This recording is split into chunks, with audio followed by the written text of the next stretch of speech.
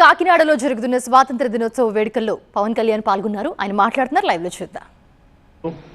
డోలీ రహిత గిరిజన గ్రామాల కోసం అడవి తల్లి బాట కార్యక్రమం కింద 2078 కోట్లతోటి 2310 కిలోమీటర్ల రహదారుల నిర్మాణం చేపట్టాం.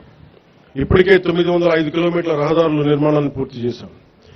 జల్ జీవన్ మిషన్ అమృత్ అమర్ జీవి జలధార కింద గతంలో అసంపూర్తిగా ఉన్న పులివెందుల డోన్ ఉద్దానం తాగునీటి ప్రాజెక్టులని దాదాపు పూర్తి చేశాం. అలాగే 8,000 కోట్లతో 1,30,00,000 మందికి తాగునీరు అందించాల లక్ష్యంతో చిత్తూరు, ప్రకాశం, పల్నాడు ఉమ్మడి ఉభయ గోదావరి జిల్లాలో మెగా వాటర్ గ్రిడ్ వర్క్స్ ని వేగవంతం చేశాం. మరో 9,355 కోట్లతో 10 కొత్త ప్రాజెక్టుల ద్వారా దాదాపు 6,500 గ్రామాలకి తాగునీరు అందించే మెగా మల్టీ విలేజ్ స్కీమ్స్ ని ప్రక్రియను ప్రారంభించాం. అటవీ పర్యావరణ పరిరక్షణకు శాస్త్రీయ విధానం, సాంకేతికత, ప్రజల భాగస్వామ్యంతో ముందుకు సాగుతా ఉన్నాం. రాష్ట్రంలో పచ్చదనాన్ని 50% పెంచే లక్ష్యంతో ఈ సంవత్సరం 10 కోట్ల దేశవాళీ మొక్కలను పెంచే ప్రణాళికతో పాటు 74 నగర వనాలని అభివృద్ధి చేశాం. అలాగే దాదాపు 3 కోట్ల సీడ్ బాల్స్ ని తయారు చేసి వాటి విస్తరణ కార్యక్రమాన్ని ప్రారంభించాం.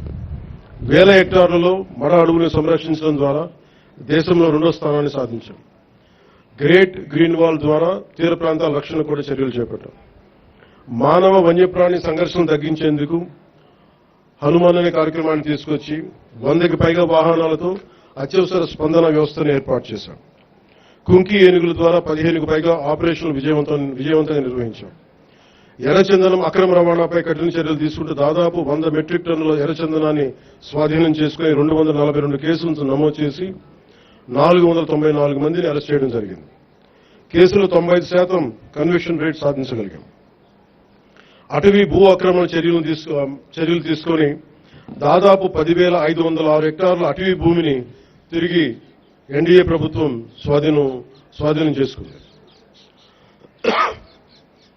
రైతు సంక్షేమానికి ప్రాధాన్యత ఇస్తూ పీఎం కిసాన్, అన్నదాత సుఖీభవ పథకాల ద్వారా సుమారు 47 లక్షల రైతు కుటుంబాలకు ఏడాది 3,125 కోట్లతో ఒక్కొక్క రైతు కుటుంబానికి 20,000 సాగు సాయం అందిస్తా ఉన్నాం. ఆదాయ పౌర సరఫరాల శాఖ ద్వారా రైతులు పండించిన ధాన్యాన్ని మద్దతు ధరకు కొనుగోలు చేశాం. గత ఖరీఫ్ సీజన్లో 1.82 కోటి 82 లక్షల మంది రైతుల నుంచి 48.70 లక్షల మెట్రిక్ టన్నుల ధాన్యాన్ని కొనుగోలు చేశాం. కొనుగోలు చేసిన ధాన్యానికి సంబంధించిన 11,556 కోట్లని 48 గంటల్లోనే రైతుల ఖాతాల్లో జమ చేయిస్తాం. రబీ సీజన్లో మరో 6,037 కోట్ల విలువైన ధాన్యాన్ని సేకరించాం. గతంలో అగ్రికల్చర్ మార్కెటింగ్ కమిటీల ద్వారా రైతుల నుంచి సెస్ వసూలు చేసిన ఆ నిధుల్ని చాలా అవసరమైన డొంక రోడ్ల నిర్మాణానికి గత ప్రభుత్వం వినియోగించలేదు. కానీ కూటమి ప్రభుత్వం బీబీ జీరాంజీ పథకం ద్వారా 10,000 కిలోమీటర్ల డొంక రోడ్ల నిర్మాణానికి శ్రీకారం చుట్టబోతా ఉంది. అలాగే నేతన్న భరోసా ద్వారా చేనేత కార్మికులకు, మత్స్యకార సేవల పథకం ద్వారా మన పథకాల ద్వారా మత్స్యకారులకు అండగా నిలుస్తున్నాం. సంక్షేమం ద్వారా ప్రజలకు ఈరోజు భరోసా కల్పిస్తున్నాం. అభివృద్ధి ద్వారా రేపటి అవకాశాలు నిర్మిస్తా ఉన్నాం. గౌరవ ముఖ్యమంత్రి శ్రీ నారా చంద్రబాబు నాయుడు గారి నాయకత్వంలో రాష్ట్ర రాజధాని అమరావతిని అభివృద్ధి చేస్తున్నాం. రాష్ట్రం పెట్టుబడులు ముందుకొస్తా ఉన్నాయి. రాష్ట్ర జీవనాడైన పోలవరం కొత్త ప్రాజెక్టుని శరవేగంగా పూర్తి చేసుకుంటా ఉన్నాం. అలాగే ప్రత్యేకించి పిఠాపురం నియోజకవర్గం ప్రజల కోసం దాదాపు 1000 కోట్లతో ఎన్నడూ లేని విధంగా అభివృద్ధి పనులు చేపట్టాం.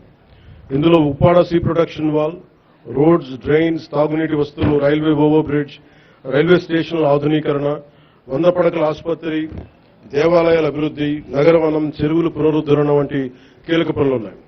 పల్లె పండుగ, బీబీ జీరాంజీ వంటి కార్యక్రమాలతో పిఠాపురం అభివృద్ధికి మరింత వేగంగా తీసుకొచ్చాం. నేటి యువతతోటి మాట్లాడటం అంటే రేపటి భారతదేశంతో మాట్లాడటం. అందుకు మీతోటి కొన్ని మాటలు పంచుకోవాలనుకుంటాం. మీరు కేవలం భారతదేశ భవిష్యత్తు కాదు, భారతదేశపు ప్రస్తుత బలం కూడా. ఈ రోజున సమాచారం మనకి క్షణాల్లో చేరుతా ఉంది. But speed is not truth. ఏదైనా నమ్మే ముందు ఆలోచించండి, అనుసరించే ముందు ప్రశ్నించండి, నిర్ణయం తీసుకునే ముందు పరిశీలించండి.